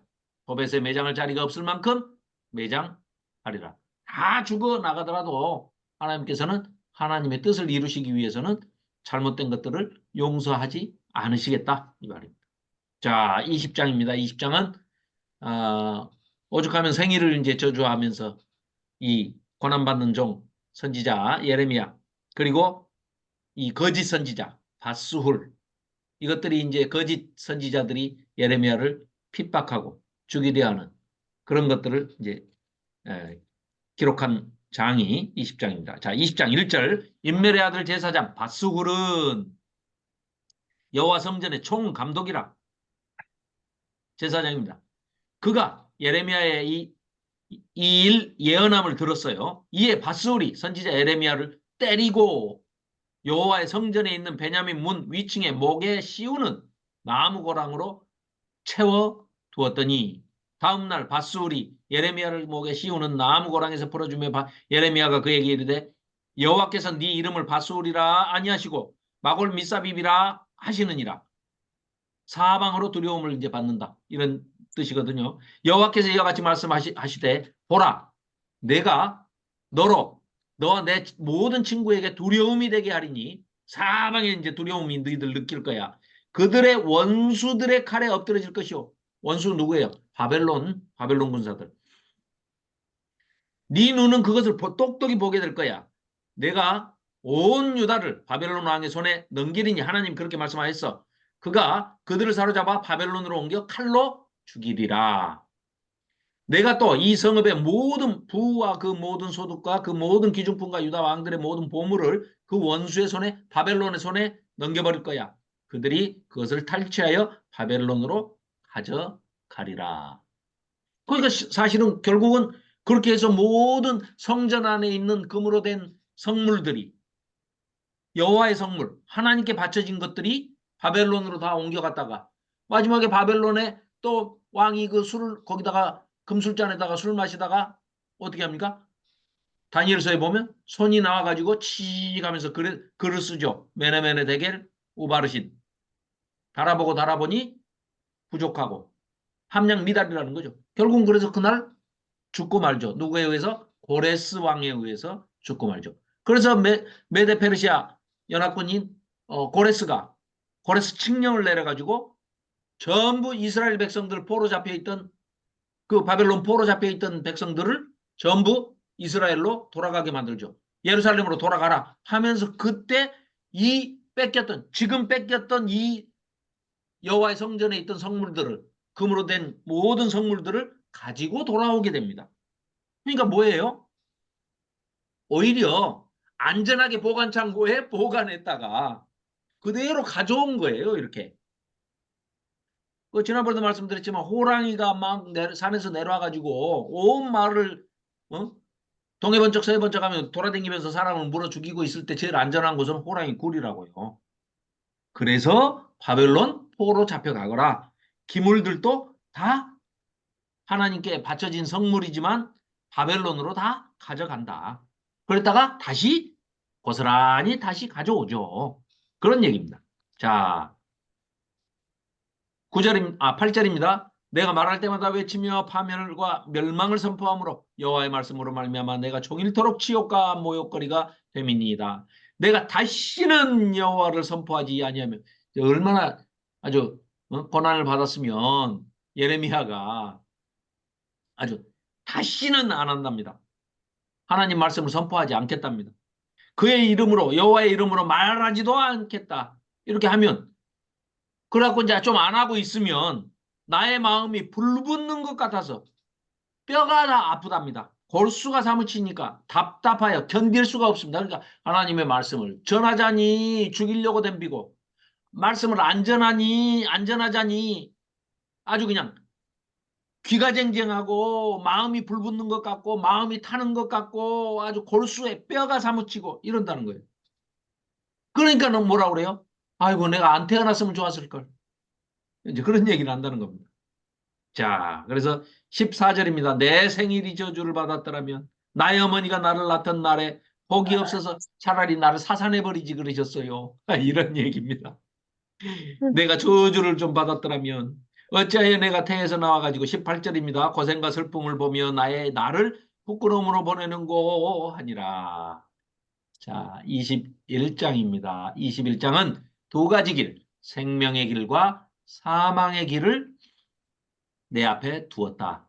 둘 중에 하나를 택해라. 생명의 길은 뭡니까? 항복하고 포로 잡혀가는 것. 사망의 길은, 죽음의 길은 끝까지 버티고 고집 부리면서 안 잡혀가는 것. 하나님의 구원의 길을 거부하고 멸망의 길로 가는 것, 그것이 사망의 길이다. 알아서 해라.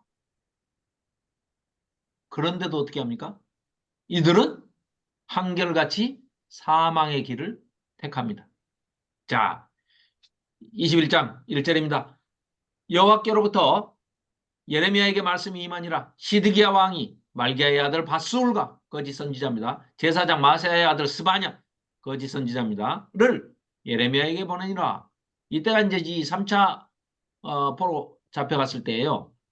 그러니까 이게 지금 왕이 여호야김, 그러니까 그 전에는 여호아하스, 그 다음에 여호야김, 여호야긴, 시드기야가 마지막 왕입니다. 그래서 1차, 2차, 3차 포로. 예레미야 선지자는 1차, 2차, 3차 이 포로를 조금 늦춰 잡아요. 다른 선지자는 이사야 선지자나 다른 선지자는 여호야김 3년, 606년, BC 606년을 다니엘이 처음 잡혀간 것을 1차 포로로 되게 보거든요. 그리고 2차 포로를 BC 597년, 그러니까 느부갓네살 7년, 그리고 느부갓네살 18년 되는 해가 586년입니다. 이때가 이제 예루살렘 멸망할 때, 이때를 3차 포로 이렇게 보는데 지금 이 에레미야는 어떻게 보고 있냐면 이제 맨 뒤에 52장에 가서 그거는 52장에 가서 이제 설명을 드리겠습니다. 자, 그래서 예레미야가 지금 이 시드기야 왕 때 21장 내용의 얘기는 3차 포로 때를 얘기하는 거예요. 자, 바벨론의 느부갓네살 왕이 우리를 치니 청컨대 너는 우리를 위하여 여호와께 간구하라. 기도 좀 해달라고 지금 이제 찾아온 거예요. 실컷 두들겨 팰 때는 언제고? 너는 우리를 위하여 여호와께 간구하라. 여호와께서 혹시 그의 모든 기적으로 우리를 도와 행하시면 그가 우리를 바벨론이 느부갓네살이 우리를 떠날 수도 있지 않냐? 이거 언제를 생각하고 그래요? 옛날에 히스기야 때 아수르 군대가 쳐들어왔을 때 18만 5천 명을 죽였어. 하루 저녁에 네. 하나님께서 죽였어. 죽여가지고 이스라엘 백성을 지켜주셨잖아요. 응. 남유다 백성을. 그러니까 그 생각이 아직도 이 사람들은 잡혀 있는 거예요. 근데 하나님은 예레미야를 통해서 뭐라고 말씀을 하십니까? 계속해서 안 돼. 너희들은 이제 이미 그 시기는 지나버렸어. 끝났어. 너희들은 망해야 돼. 회개의 기회를 얼마나 많이 줬어. 150년 동안. 야, BC 722년에 북이스라엘 멸망할 때부터 586년 때까지니까 거의 뭐 140, 50년 동안 너희들 기회를 줬는데 너희들 안 했잖아. 이제는 그러니까 망해야 된다니까. 그럼에도 불구하고 지금 이 사람들의 머릿속에는 뭐예요? 그때 생각하는 거예요. 18만 5천 명 하룻밤에 샥. 그러니까 기도해줘. 또 두들겨 펼 때는 언제고 이제 와서 예레미야한테 기도해 주라고 찾아왔습니다. 그러니까 이거 보십시오. 예레미야가 이제 뭐라고 얘기합니까? 자, 4절. 이스라엘의 하나님 여호와께서 이와 같이 말씀하시되 보라 너희가 성 밖에서 바벨론의 왕과 또 너희를 에워싼 갈대아인 바벨론입니다. 싸우는데 쓰는 너희 손의 무기를 내가 뒤로 돌려 그리고 그것들을 이 성 가운데 모아들이다. 내가 든 손과 강한 팔, 곧 진노와 분노와 대노로 친히 너희를 칠 것이며. 에? 기도해 주라고 그러는데 기도 응답이 뭐예요? 거꾸로 하나님이 구해 주시는 게 아니라 너희들을 더 때릴 거야. 그러니까 이 사람들은 에레미야를 때릴만 하죠. 우리 같아도 아마 요즘 한국 교회도 그럴 겁니다. 지금 하나님이 울고 계신다 그러면서 막 우리가 회개해야 된다 하고 말씀으로 돌아가야 된다. 말씀을 배우자 하면은 지금 대형교회 목사들을 어떻게 할까요? 우리 보고 이단이라고 그럴걸요? 그 에레미야가 지금 딱 그 짝입니다. 지금. 그러면서 6절입니다. 내가 또 사람이나 짐승이나 이 성에 있는 것을 다 치리니 하나님이 그렇게 말씀하셨다는 거예요. 그들이 큰 전염병에 죽으리라. 이스라엘 백성이 전염병에 다 죽는다. 이거 완전히 엇박자도 이런 엇박자가 있나. 기도했는데 구해주라고 기도했는데 답이 이렇게 나왔다는 거예요. 에레미야 말이. 여호와의 말씀이니라 7절 한술 더 뜹니다. 그 후에 내가 유다의 왕 시드기야와 그의 신하들과 백성과 및 이 성읍에서 전염병과 칼과 기근에서 남은 자를 바벨론의 느부갓네살 왕의 손과 그들의 원수의 손과 그들의 생명을 찾는 자들의 손에 남은 자마저 다 포로로 넘겨줄 거야. 나머지는 다 죽여버리고. 하나님 그렇게 하신다는 겁니다. 손에 넘기리니 그가 칼날로 그들을 치되 측은히 여기지 아니하며 긍휼히 여기지 아니하며 불쌍히 여기지 아니하리라. 하나님께서 요렇게 말씀하셨어. 자, 결론 8절입니다. 여호와께서 말씀하시기를 보라 내가 너희 앞에 생명의 길은 뭐예요? 그러니까 포로 잡혀가. 징계를 순순히 받아. 끝까지 버티고 고집 피우고 이러면 너희들은 사망의 길로 다 죽어. 칼과 기근과 전염병으로도 죽여. 그러고 살아남아도 내가 바벨론에 내가 넘겨줄 거야. 그러니까 그 생명의 길을 택해라. 두 번째, 사망의 길을 네 앞에 뒀어. 자, 어떻게 할래? 그 답이 나와 있잖아요. 9절. 이 성읍에 남아서 살고자 하고 버티는 고집 피우는 자들은 칼과 기근과 전염병에 죽으려니와 너희를 에워싼 갈대아인 바벨론 군사들에게 나가서 항복하는 자는 살 것이니 그의 목숨은 전리품같이 살게 될 거야. 여호와의 말씀이니라. 내가 나의 얼굴을 이 성읍으로 향하면 복을 내리기 위함이 아니오. 화를 내리기 위해서 내가 얼굴도 안 돌리고 똑똑히 지켜보고 그렇게 집행할 거야. 의지적인 말씀이시죠. 자, 이 성읍이 바벨론 왕의 손에 넘김이 될 것이요. 그는 그것을 불사르리라. 그러니까 정해진 일이야. 그러니까 자, 포로 잡혀가거라. 알았지? 그 이유가 뭐냐? 14절입니다. 내가 너희 행위대로 너희를 벌하는 것이야. 내가 또 숯불에 불을 놓아 그 모든 주의를 사르리라. 여호와의 말씀입니다. 이 내용은 나중에 도구로, 회초리로, 몽둥이로 이스라엘을 혼내기 위해서 쓰신 이 바벨론뿐만 아니라 이스라엘을 감싸고 있는 모든 주변에 있는 열국들을 다 망하게 하신다는 겁니다. 다 멸하신다는 얘기입니다. 실제로 보면 전부 다 모압이고 암몬이고 블레셋이고 뭐 모든 주변 국가들을 다 멸하십니다. 그런 내용들이 뒤에 나옵니다. 자, 22장입니다. 22장은 이제 유다 왕실에 대해서 경고를 하시고 여호야김 왕이 아주 못된 불의한 그런 집 짓기 하는 것을 아주 따끔하게 경고하시는 내용인데요. 3절 별표해 놓으십시오. 여호와께서 이와 같이 말씀하시되 너희가 정의와 공의를 행하여 탈취당한 자를 압박하는 자의 손에서 건지고 이방인과 고아와 과부를 압제하거나 학대하지 말며 이곳에서 무죄한 피를 흘리지 말아라. 이게 하나님이 바라시는 공평과 정의가 흐르는 공의의 나라 아닙니까? 왕들은 그러기 위해서 이걸 실현하기 위해서 정치를 하는 거 아닙니까? 요즘 민주주의라는 제도를 우리가 지금 받아들여서 대의민주주의 투표를 해가지고 대통령을 뽑잖아요. 국회의원들을 뽑잖아요. 이 사람들이 정치를 하는 목적이 뭡니까? 하나도 다른 바가 없습니다. 이겁니다. 억울한 사람 없게 하고 핍박을 받는 사람이 없게 하고 정의와 공익으로 행하고 억울하게 탈취당한 자 또 아니면 억울하게 뭘 뺏기는 자 억압당하는 자 이런 사람들을 다 그런 데에서 공평과 정의로 건져내고 또 외국인들 우리나라에 일하러 들어오는 이방인들 과와 과부 병든 자들 압제당하거나 이런 사람들을 제발 압제하지 말고 학대하지 말고 보살피고 도와주고 그들이 똑같이 인권을 누릴 수 있도록 돕는 것이 정치의 목적입니다. 그렇지 않습니까? 그렇기 때문에 이런 것을 유다 왕실은 이렇게 해야 되는데 너희들 뭐 하고 있느냐? 하나님께서 지금 이런 것을 행하지 않은 유다 왕실에 대해서 심판하신다는 것을 말씀하고 계시는 겁니다. 자, 그런데 이 여호야김 왕은 이런 환란 중에도 13절 불의로 그 집을 세우며 여호야김이 부정하게 그 다락방을 지으며 조금 이제 비유법으로 쓰고 있습니다만 국가 할 때도 가짜가 집 가짜죠. 왕가 할 때도 집 가짜를 씁니다. 그렇죠? 그러듯이 왕가라는 집을 왕의 집을 짓는 것도 불의로 집을 짓고 부정하게 집을 짓는다는 겁니다.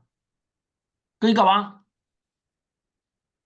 권력을 가진 자들이 왕가가 됐든 무슨 권력가가 됐든 어? 대통령가가 됐든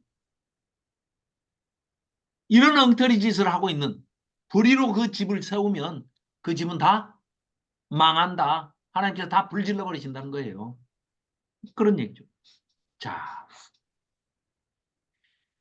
자기 이웃을 고용하고 그의 품삯을 주지 아니하는 자에게 화 있을진저.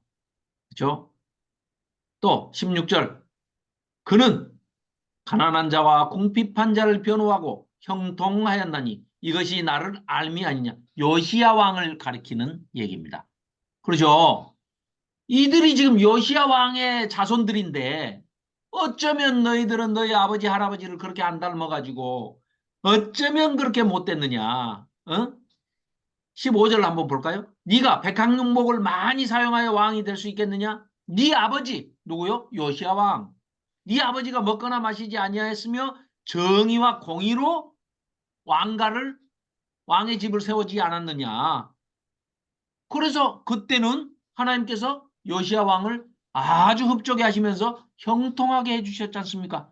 모든 우상들을 다 파헤치고 산당들을 회파하고 없애버리고 그렇게 하셨지 않습니까?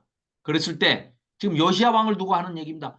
그 16절에 그는 할 때 요시야 왕은 가난한 자와 궁핍한 자를 변호하고 형통하였나니 이것이 하나님을 알기 때문에 그랬던 것이다. 그러나 네 눈과 마음은 탐욕과 무지한 피를 흘림과 압박과 포악을 행하려 할 뿐만 아니라 그러므로 여호와께서 유다의 왕 요시야의 아들 여호야김에 대해서 이와 같이 말씀하시니라. 어떻게 하신다고요? 19절 그가 끌려 예루살렘 문 밖에 던져지고 나귀같이 매장함을 당하리라. 나중에 죽은 다음에 아주 죽은 뼈다귀가 다 밖에 버려져 가지고 치욕을 당한다는 겁니다. 실제로 그렇게 되죠. 그래서 아주 비참한 최후를 맞이하게 되는 것이죠. 자, 그런 내용입니다. 그래서 22장 21절 네가 평안할 때에 내가 너에게 말했으나 네 말이 나는 듣지 아니하리라 하였나니 네가 어려서부터 내 목소리를 청종하지 아니함이 네 습관이라. 네 어쩌면 어떻게 네 아버지 요시야를 하나도 닮지 않았느냐? 어?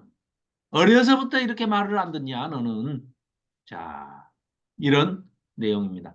자, 23장입니다. 23장은 거짓 선지자들이 계속해서 꿈 이야기를 하고 몽사를 이야기하고 거짓을 막 지어내면서 예언자들이 꿈으로 계시를 받았다 하면서 거짓말을 막 늘어놓으면서 현혹하는 얘기입니다. 자, 23장입니다. 1절 여호와의 말씀이니라. 내 목장의 양떼를 멸하며 흩어지게 하는 목자에게 화 있으리라. 지금 내 목장의 양떼라고 하는 것은 이스라엘 백성을 얘기하니까 그 백성을 지키는 양떼를 지키는 목자는 왕을 얘기하는 거죠. 그래서 이 23장에서 지금 인간 왕들은 이따위 못된 짓을 하면서 내 백성들을 전부 돌보지도 않고 같이 함께 타락해가지고 죄를 짓고 죄악된 길로 가고 있는데 이스라엘의 다윗 왕의 가지에서 한 가지가 나서 미래의 왕이신 우리의 영원한 왕이신 메시아가 예수 그리스도가 오실 것이다 하는 그런 내용을 놀랍게도 예레미야 선지자를 통해서 선포하고 계십니다. 자, 그래서 목자가 나올 때마다 동그라미를 한번 쳐보시면 이런 내용입니다. 2절 그러므로 이스라엘 하나님 여호와께서 내 백성을 기르는 목자에게 이와 같이 말씀하시니라. 너희가 내 양떼를 흩으며 그것을 몰아내고 돌보지 아니하였도다. 보라 내가 너희의 악행 때문에 너희에게 보응하리라. 너희들한테 내 백성을 맡겼는데 내 양떼를 맡겼으면 목자인 네가 왕이 제대로 좀 했어야 되지 않느냐. 그래서 내가 너희 행한 대로 이렇게 보응하는 거야. 그래서 흩어버리는 거야. 하는 말씀을 하고 있습니다.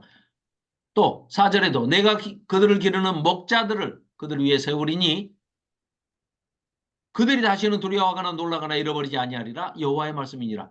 5절입니다. 여호와의 말씀이니라. 보라 때가 이르리니 그 때가 이르면 내가 하나님께서 다윗에게 한 의로운 가지를 일으킬 것이라. 그가 왕이 되어 그가 누굽니까? 예수님. 예수님이죠.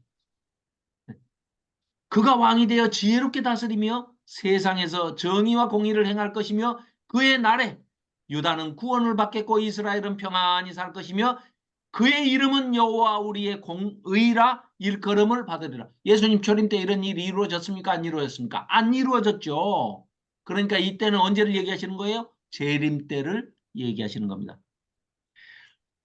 다윗의 후손에게서 한 공의로운 가지가 난다 하는 것은 초림의 예수님을 얘기하고 그가 오셔서 이루어질 궁극적인 이런 일들은 재림 때 이루어질 일을 얘기하고 있는 겁니다. 이걸 초림 때 이루어질 일이라고 하면 초림 때 안 이루어졌잖아요. 아, 십자가에 못 박아 죽여버렸잖아요. 유대인들이.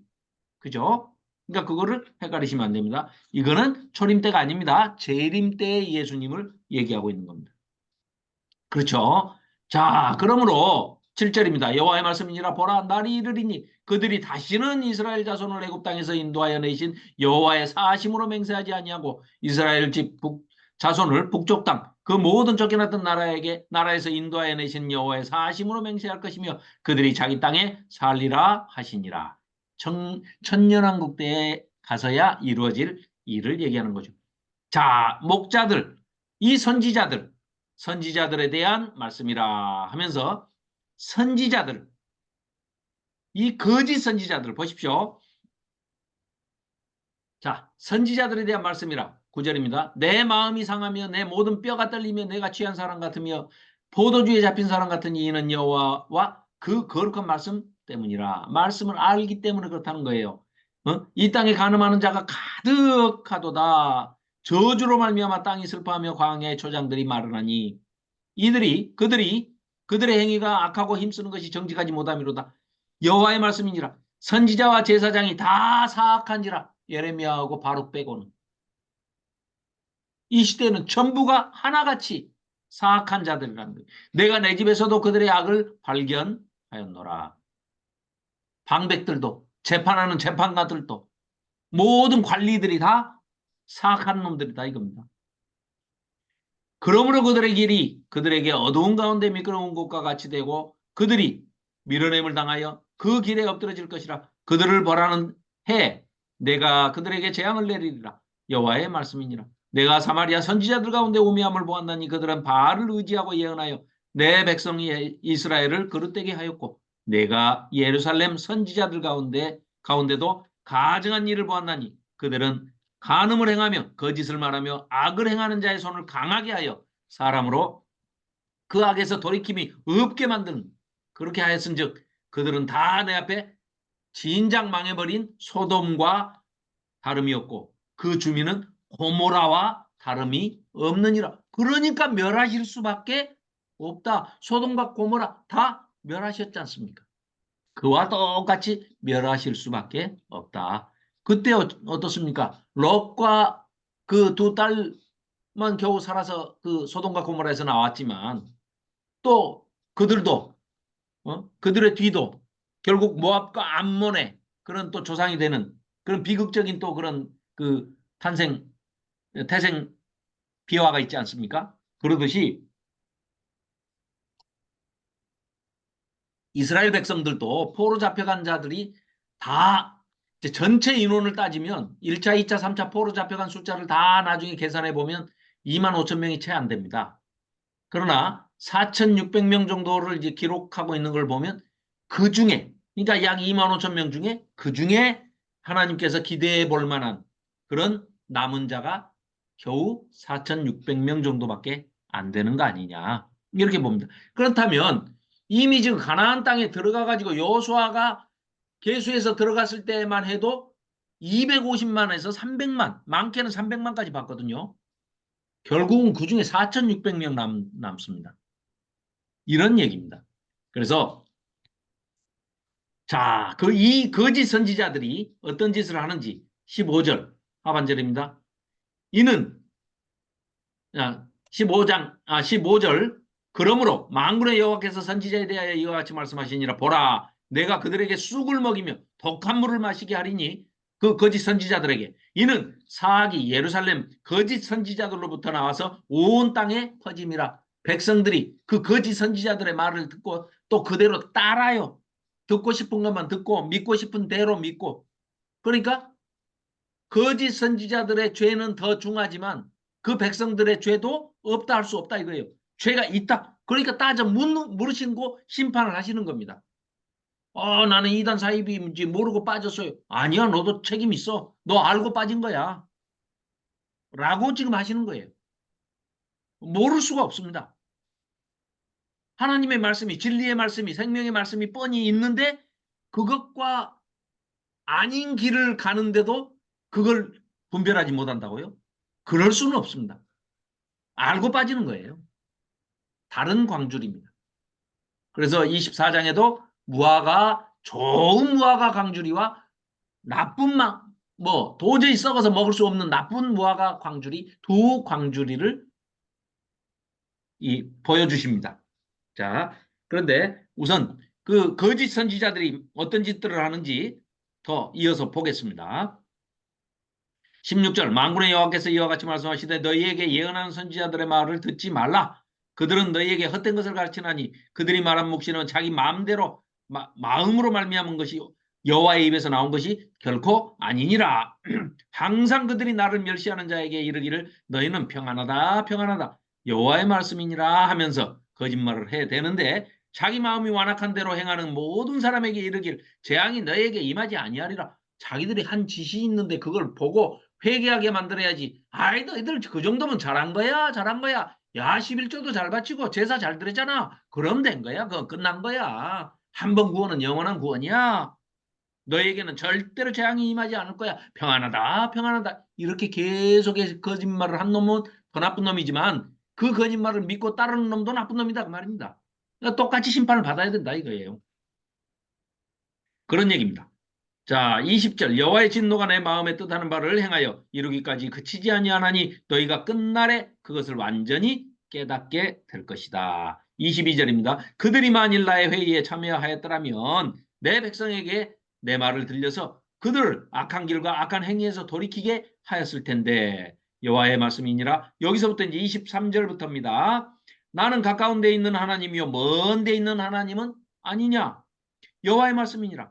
사람이 내게 보이지 아니하려고 누가 자신을 은밀한 곳에 숨길 수 있겠느냐. 여호와가 말하노라. 나는 천지에 충만하지 아니하냐. 그러죠. 무소부지하고 편지하신 분인데 내 이름으로 거짓을 예언하는 선지자들의 말에 내가 꿈을 꾸었다 하고 말하는 것들을 내가 다 듣고 있어. 하나님 다 듣고 계십니다. 거짓말하는 거 다 듣고 계신다는 거예요. 거짓을 예언하는 선지자들이 언제까지 이 마음을 품겠느냐. 그들은 그 마음에 강교한 것을 예언하느니라. 그들이 서로 꿈꾼 것을 말하니 내 생각인즉 그 생각인즉 그들의 조상들이 바알로 말미암아 내 이름을 잊어버린 것 같이 내 백성으로 내 이름을 잊어버리게 하려고 자꾸 다른 신을 내민다는 거예요. 물질 만몬신을 내밀고 물질 만능주의를 내밀고 자기 욕심을 부추겨서 자기 어떤 충족을 만족을 위하는 그런 것들을 욕망을 부채질하는 그런 설교들이 얼마나 난무합니까? 유튜브에도 들어가서 보면 온갖 설교들이 다 기복주의입니다. 인간의 탐욕을 부추기고 인간의 욕망을 부추기고 남의 것을 뺏어서라도 아주 끝까지 쟁취해서 그것을 하나님이 주신 복이라고 둘러대고 거짓말하고 꿈 같은 얘기를 하고 이렇습니다. 이건 겨가 어찌 알곡과 똑같겠느냐. 에레미야서를 빨리 이래서 내가 에레미야서를 빨리 끝내려고 하는데 마음이 너무 무거워서 빨리 끝내려고 하는데 빨리 안 끝나지네요. 큰일 났네. 네. 자, 그래서 23장의 전체적인 내용은 거짓 선지자들. 이것들을 하나님께서 가만히 놔두시지 않겠다. 벌할 것이다. 응? 거짓 선지자들이, 예언자들이 꿈으로 뭔 계시를 받았다 하고 뭐 얘기하는 것은 다 거짓말이다. 우리는 참 편하죠. 성경 66권이 그대로 다 계시로 딱 주어졌기 때문에 이거 외의 것 말을 하면은 거짓말하고 있네. 그건 무슨 말을 해도 아니야 나 하나님 직접 만나고 왔어. 천국을 갔다 왔어. 해도 거짓말이에요. 내 눈앞에 예수님이 나타난다 해도 거짓말이에요. 가짜예요. 왜요? 성경에 66권에 없는 것은 다 거짓말이고 가짜입니다. 이단 사이비가 만들어낸 말입니다. 간단하죠? 구별하는 법이 간단해요. 그럼 왜 그런데도 이렇게 신천지를 비롯해서 수많은 기독교가 다 이단에 빠져 있는 것이십니까? 영적인 문제라 그렇습니다. 영 분별력이 없기 때문에 성경 아닌 것을 믿는다? 영 분별력이 없는 사람이니까 그쪽으로 가는 거죠. 그럼 그 사람은 원래부터 예정되지 않았던 사람인가 보다. 그렇게 볼 수밖에 없습니다. 그래서 바르게 기록된 원 목적대로 바르게 깨달으려고 하는 사람은 절대 그런 데에 빠질 수가 없습니다. 성경이 왜 얘기를 하는데 어떻게 거기에 빠집니까? 그 말은 뭐예요? 성경을 모르니까 알려고 하지 않았으니까 거기에 빠진다는 거죠. 알려고 한 사람은 절대 빠지지 않습니다. 아니라는 게 눈에 보이는데요. 그죠? 그래서 우리는 성경을 항상 365일 생활화해서 늘 말씀을 가까이 하고 또 궁금한 거는 메모했다가 언제든지 질문을 해 주십시오.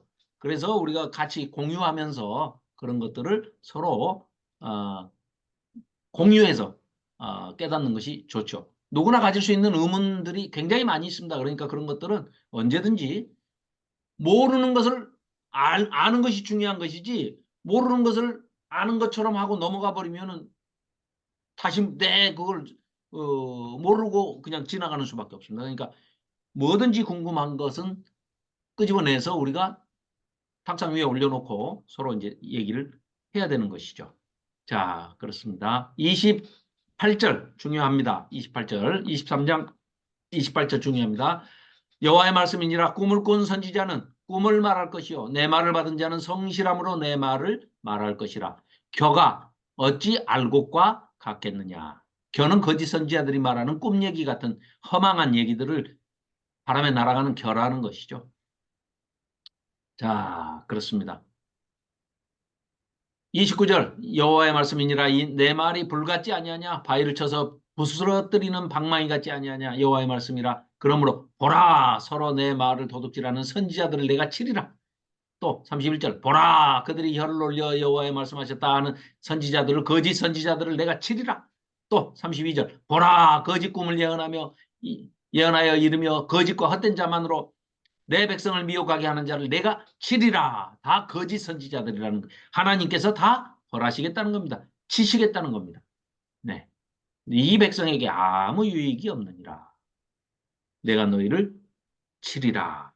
엄중한 말씀입니다. 자, 24장입니다. 24장은 아까도 말씀드렸듯이 좋은 무화과, 나쁜 무화과. 자, 바벨론으로 잡혀간 사람이 결국은 자, 좋은 무화과는 뭡니까? 나쁜 무화과는 뭡니까? 여기 다 써져 있습니다. 해석이 다 돼 있어요. 자, 2절 보시죠.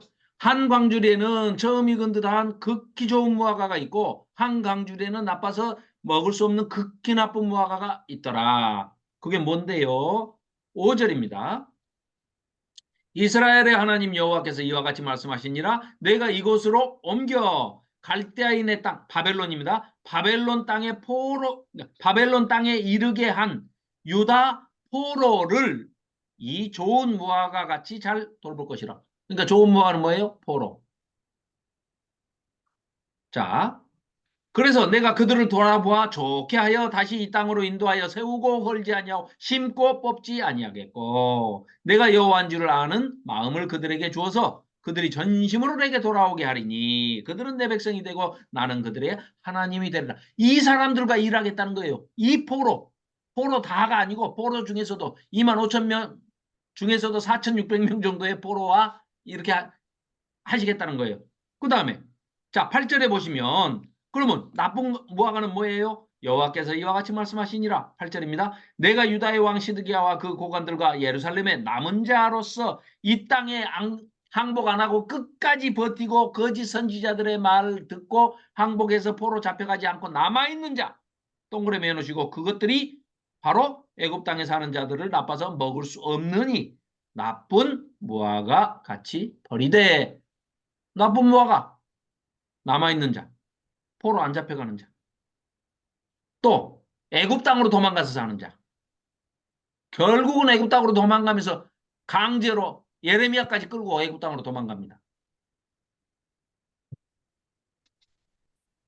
10절입니다. 내가 칼과 기근과 전염병으로 그들 가운데 보내 그들이 내가 그들과 그들의 조상에게 준 땅에서 멸절하기까지 이르게 하리라 하시니라. 자, 지금 하나님께서는 계속해서 반복적으로 예레미야를 통해서 이스라엘 백성들이 예레미야 선지자의 말을 듣고 항복하고 하나님의 징계를 순순히 받고 순히 받아서 포로로 잡혀가라.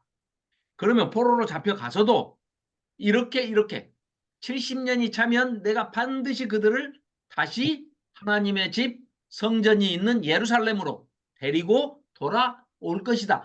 그 남은 자들을 데리고 하나님의 나라를 회복하고 다시 세워 나가겠다. 다시 심고 건설하겠다. 이 내용입니다. 이 내용이 키 센텐스입니다. 그래서 25장도 마찬가지로 이제 자, 한 발 더 나가서 자, 포로 70년 겪게 될 거야. 딱 말씀을 해 주십니다. 그럼에도 불구하고 빨리 끝내라는 압력이 들어오는데요. 자, 20, 네, 알겠습니다. 그럼 다음 주에는 진짜로 끝나겠네요. 그러면 25장에, 25장은 들어왔으니까 25장에 70년이 차면 포로에서 돌아온다. 여기까지만 하고 오늘 끝내겠습니다. 그러면 시간이 다 되나? 자, 중요한 내용이라 우리가 좀 살펴봐야 됩니다. 자, 3절 한번 보십시오. 제가 밑줄 그라는데 그으셔가지고 표시하시면 좋겠습니다. 3절 하반절 끝에 내가 너희에게 꾸준히 일렀으나 너희가 순종하지 아니하였느니라. 너희가 순종하지 아니하였느라 거기다가 줄을 긋고 1 동그라미 해 놓으십시오.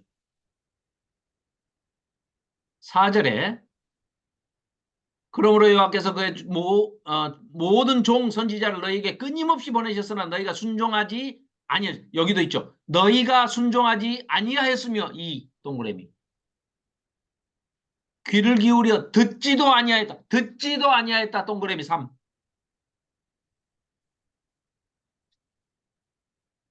5절에 제발 너희는 각자의 악한 길과 악행을 제발 버리고 돌아와라. 돌아와라.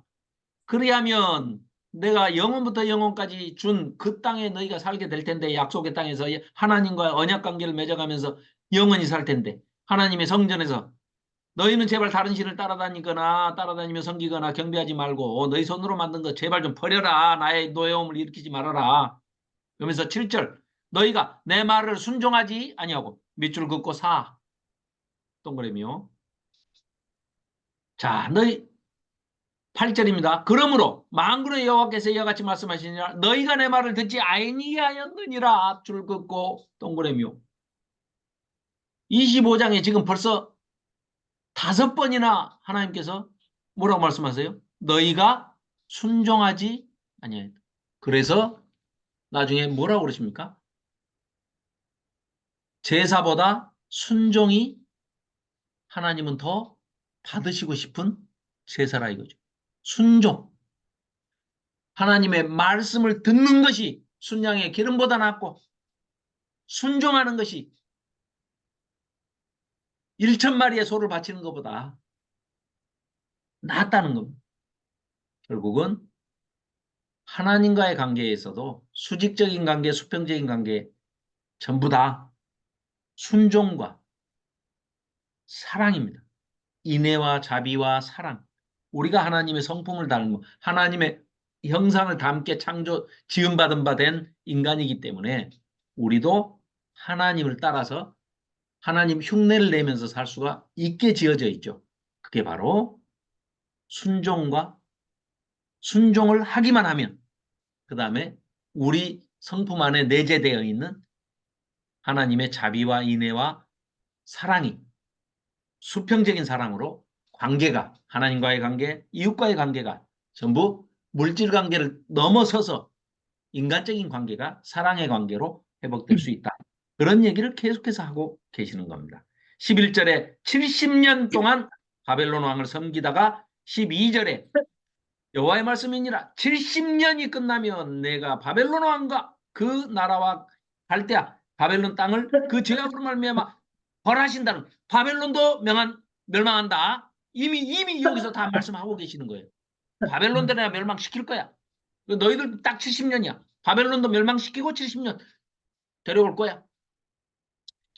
그 죄악으로 말미암아 벌하여 영원히 폐허가 되게 하리라. 바벨론이 페르시아에게 멸망당할 줄을 이 당시만 해도 아무도 믿을 수가 없는 사실이었습니다. 그 성이 무너진다고. 지금으로 말하면 미국이 하루아침에 멸망당했더라. 미국이 망했다. 뭐 이런 얘기하고 똑같은 얘기입니다. 영국이 하루아침에 없어졌다. 뭐 이런 얘기하고 똑같은 겁니다. 자, 그래서 5절부터는 모든 나라에 내리는 하나님의 진노의 술잔. 이것이 예표죠, 예표. 바벨론 통해서 지금 없어지는 이런 내용들인데 이 내용은 다음 주에 살펴보도록 하겠습니다. 자, 죄송합니다. 너무 시간을 오래 끌고 약속한 대로 오늘 다 못 끝내고 다음 주에 끝내게 됐습니다. 자, 너무 슬퍼하거나 노여워하지 마시고 다시 읽어보시면 눈에 이제 쏙쏙쏙 들어오고 뭐 다 내용들 뭐 다 아시는 내용들이니까 다시 느껴질 겁니다. 오늘 저 14장부터 52장까지 전체를 또 다시 아주 세밀하게 읽었는데요. 또 달라요. 읽을 때마다 또 이렇게 새로운 감동을 주신 얼마나 감사한지 모르겠습니다. 자, 제가 잠깐 기도하겠습니다.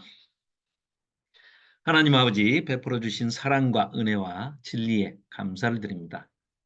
우리들 부족한 것 너무나도 잘 아시면서 아버지 하나님의 자녀 삼아 주셨사오니 우리의 부족한 것들을 아버지 하나님께서 지혜와 명철로 채워주시고 우리에게 또 은사를 부어주셔서 하나님의 말씀을 아버지의 말씀을 학자같이 알아듣게 하는 그리고 보는 눈과 듣는 귀와 깨닫는 마음을 주셔서 우리의 마음이 말씀으로 녹아내려서 아버지 하나님이 우리에게 분부해 주신 그 형상을 닮아서 이웃 사랑을 실천하는데 앞장서 나가는 인애와 자비와 그런 사랑을 앞장서 나가 시도하는 그런 사랑의 사도들이 다 되게 도와주시옵소서. 또한 말씀을 대할 때마다 아버지 하나님의 사랑을 깨닫게 하시고 그 사랑으로 인하여서 수직적인 하나님 사랑, 수평적인 이웃 사랑에 손색함이 없고 인색함이 없도록 주저하지 않도록 늘 앞장서 나아가는 사랑의 사도들이 다 되게 하여 주시옵소서.